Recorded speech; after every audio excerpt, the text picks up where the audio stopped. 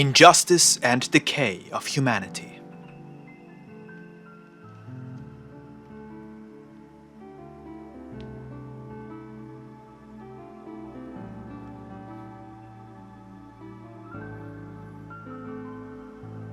The oppression and exploitation of the weak by the powerful. Thus saith the Lord. If men would understand that the earth had been created for all, and would learn to righteously share with their brethren all the material and spiritual treasures with which their existence is sowed, truly, I tell you, even here on earth, you would begin to feel the peace of the spiritual kingdom. Do you not believe that the division of humanity into peoples and races is rather primitive? Do you not think that, if the progress of your civilization, of which you are so proud, were real, the law of violence and wickedness would not be prevalent still, but instead all the deeds of your existence would be guided by the light of your conscience? And you, my people, do not put yourselves above this judgment, for even among you I discover conflicts and division. Keep in mind the example of Israel which history speaks of, when they had to wander through the desert for so long. They struggled to flee the captivity and idolatry of Egypt, but also to reach a land of peace and freedom. Today, all of humanity is like that people made captive by the Pharaoh. Beliefs, doctrines, and laws are imposed on men. The majority of the nations are slaves of other, stronger ones. The struggle for survival and the labor enforced by whiplashes of hunger and humiliation are the bitter bread now eaten by a large part of humanity. Because of all this, a desire for liberation, peace, and a better life is growing within the hearts of men. This world, which is meant to be the home of a single family, one including all mankind, is the precinct of discord, and the cause of absurd ambitions, treason, and war. This life, which is supposed to be used for study, meditation, and an effort to reach eternal life through the use of its trials, lessons, and the benefits it grants the spirit, is misunderstood by humanity, allowing its heart to be poisoned by rebellion, bitterness, materialism, and dissent. You poor peoples of earth, some enslaved, others humiliated, and the rest robbed by their own leaders and representatives. No longer do your hearts love those who rule you on earth, for your trust has been betrayed. You no longer have confidence in the justice or magnanimity of your judges, and you no longer believe in their promises, words, and smiles. You have seen that hypocrisy has taken over their hearts, and it has established its reign of lies, falsehoods, and trickery here on earth. Poor peoples, who carry the labor upon their shoulders like an unbearable burden. This work is no longer that which was blessed by law, and by which man obtained what was necessary for his livelihood. Instead, it has become a desperate and anguished struggle for survival. And what do men obtain in exchange for giving their strength and lives? A crust of bread and a cup of bitterness.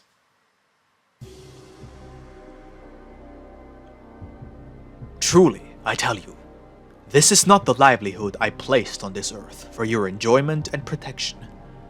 This is the bread of discord, of vanities, of inhuman sentiments. Finally, it is proof of the lack of spiritual elevation of those who guide you in your human life. I see you taking the bread from each other's hands. I see the ambitious unable to bear seeing others possess anything, for they wish to have it all for themselves. I see the strong take the bread of the weak, and these settle for watching the strong eat and enjoy.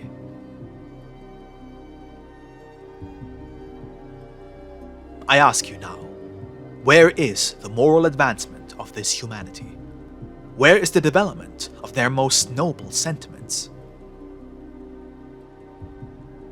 Truly, I tell you, in the age when men lived in caves and covered themselves with the skins of beasts, even back then did they wrest the morsels of food from the mouths of their fellows.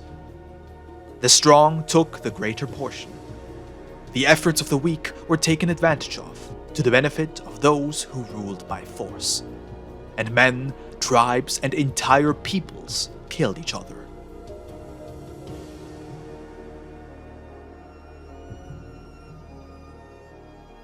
So, wherein lies the difference between the humanity of today and the humanity of that time long gone? Yes, I know you will tell me there have been many advances. I know you will speak of your civilization and your science. I tell you, all of these are the mask of hypocrisy, behind which you hide the truth of your sentiments and your still primitive instincts, because you have not bothered even a little to develop your spirits in accordance with my law.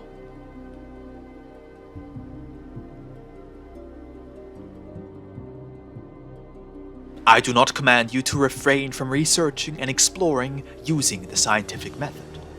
On the contrary, explore, analyze, grow and multiply in knowledge and intelligence within material life. But have mercy for one another. Respect the sacred rights of your fellow men. Understand that there is no law that authorizes any man to dispose of the life of his brother.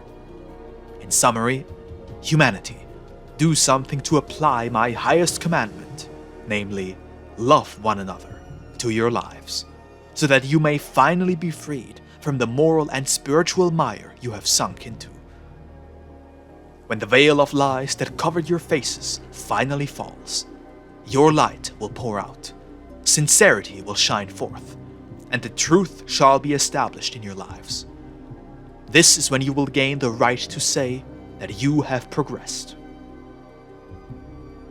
Grow strong in the practice of my teachings, so that, in the future, your words may always be confirmed by deeds of true compassion, wisdom, and brotherhood.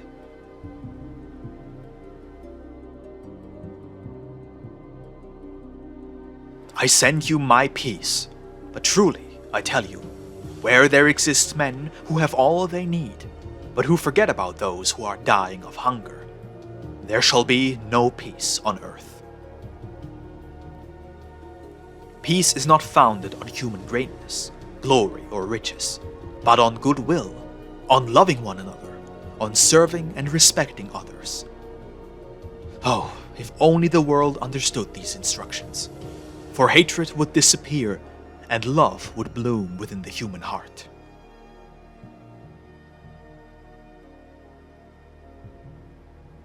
The depravity of humanity.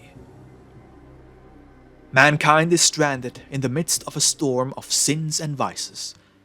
It is not only when they become adults that men contaminate their spirits by allowing the unfolding of their passions.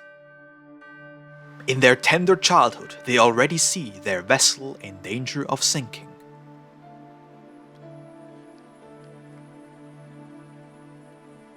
My word, full of revelations, arises in the midst of this humanity, like an immense beacon, showing the stranded victims the true path and encouraging hope in those who were losing their faith.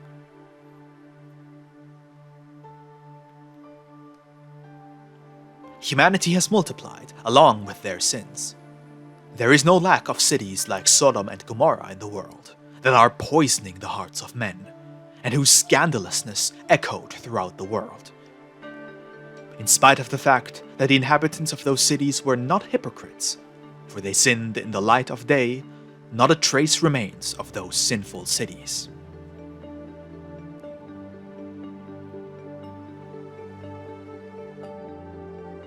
Today's humanity, hiding in the shadows to give rein to their passions and feigning rectitude and purity thereafter, shall face a judgment more severe than that of Sodom. It is the disastrous inheritance of all past generations, whose ambitions, vices, and sickness are bearing fruit in this time. It is the tree of evil that has grown in the hearts of men, a tree fertilized by sin, and whose fruits continue to tempt both men and women, bringing new hearts to ruin every day. In the shade of that tree lie men and women without the strength to free themselves of its influence. There remain destroyed virtues, stained human dignity, and many, many stunted lives. Not only the adults are tempted by the pleasures of the world and the flesh. The poison accumulated throughout the ages has reached the youth, and even the children. And what do those who have escaped the baneful influence of evil do? What do they do for those who are still lost? They judge them, criticize them, and are scandalized by their actions. Few are there who pray for those who have lost their way, and fewer yet who dedicate a part of their lives to fighting evil.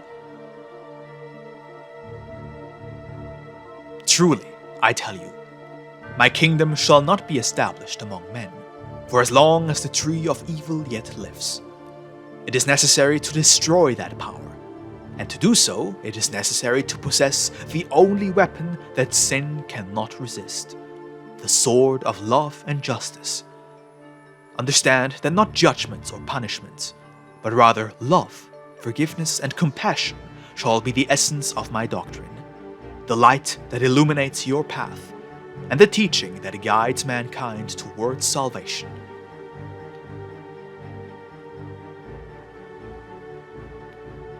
Your materialism has transformed the Eden that I entrusted to man into an inferno. False is the life that men lead. False are their pleasures, their power, and their wealth. False as well is their wisdom and science. Both rich and poor worry about money, whose possession is deceiving. You worry about pain and illnesses, and you tremble at the idea of death. Some fear to lose what they have, and others yearn to possess what they never had. Some have excess, while others lack. But all these struggles, passions, needs, and ambitions are only in relation to the material life, the hunger of the body, the lower passions, human yearnings, as though man really had no spirit. The world and matter have temporarily defeated the spirit. Gradually, they shepherded it back into slavery, and finally ruined its mission in human life. How can you not realize that this hunger, this misery, this pain and anguish oppressing your life are merely the faithful reflection of the misery and pain of your spirit? The world needs my word. The peoples and nations need my teachings of love. The ruler, the scientist, the judge, the chaplain, the teacher, all of them need the light of my truth. And that is exactly why I came during this era, to illuminate the spirits, the hearts, and the understanding of men. Your planet is not yet a dwelling of love, peace, or virtue. I send pure spirits into your world, and you return them to me impure, because the lives of men are saturated with sin and depravity. I behold the virtues like tiny lights isolated among the spirits, battered by the winds of selfishness, vengeance, and hatred. These are the fruits that mankind offers me. The twisted world of an immature humanity. You have rulers in whose hearts can be found neither the justice nor the magnanimity necessary to govern their peoples. For they pursue the miserly ideal of power and riches. Men who call themselves my representatives, but who do not love their fellow men. Doctors who do not know the essence of their mission, which is mercy. And judges who confuse justice with vengeance, who use the law to ruinous ends. Those who deviate from their path, whose gaze wanders from the light of the beacon they bear within their conscience, none of them can even imagine the judgment they are preparing for themselves.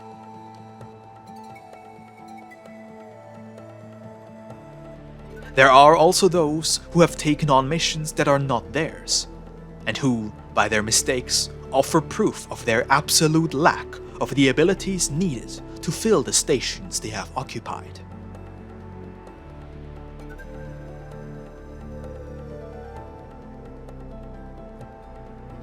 Likewise, you may find supposed servants of God who simply are not, for they were not sent for that mission.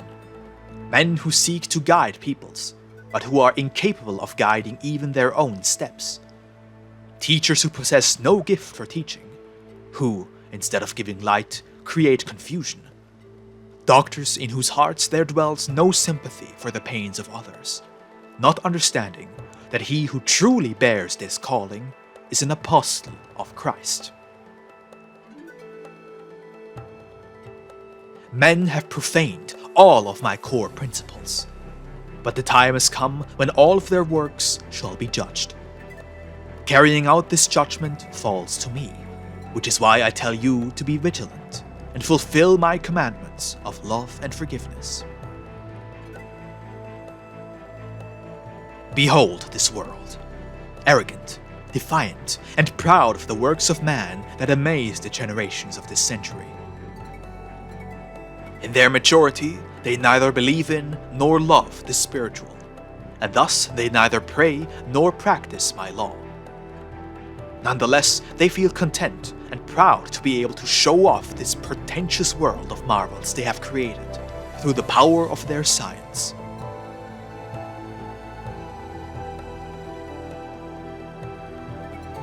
However, this world, brimming with the marvels of men, built over centuries of science, struggle, war, and tears, will be destroyed by their own hands and with their own weapons.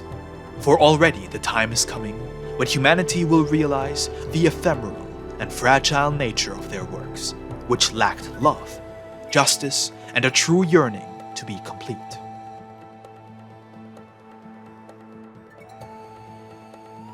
Soon you will know that you are nothing without God, that only from me can you receive the strength, life, and intelligence to create a harmonious coexistence between the spirit and the human part of man.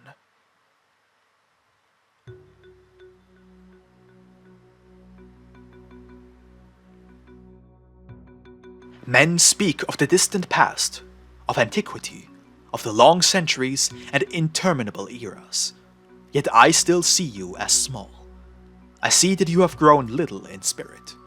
I consider your world to still be in its infancy, though you believe you have reached maturity. No, humanity, for as long as the spirit does not offer evidence of maturity, elevation, perfection, and advancement in all the different areas of your life, it will be beyond you to present me with anything other than merely human works, great only in appearance, yet lacking in love and moral substance, and thus they will not last. It is a decisive time for the spirits, truly a time of struggle. Strife and conflict abound. This war takes place in the heart of each and every man, in the bosoms of their families, within all the institutions, in all the peoples and every race. Not only does this battle take place on the material plane, but also in the spiritual world. It is the great battle envisioned symbolically by the prophets in times of yore, and seen in visions by even the prophets and seers of this time.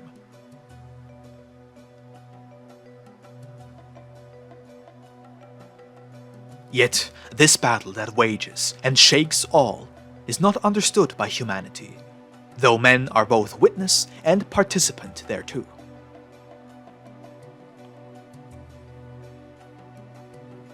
Humanity's pace is accelerated in this time, but where do they go?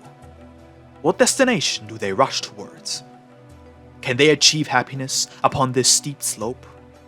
Will they find the peace they have yearned for, or the greatness all selfishly wish for?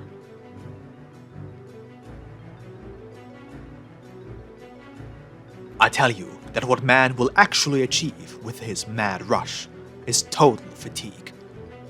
The spirits and hearts of men race towards weariness of life and shadedness, and men themselves created this abyss.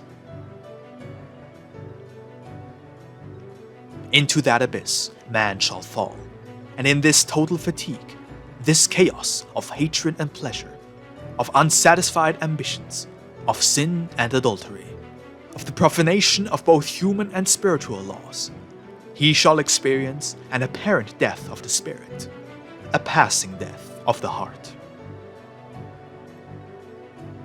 However, from this death I shall awaken them to life once more.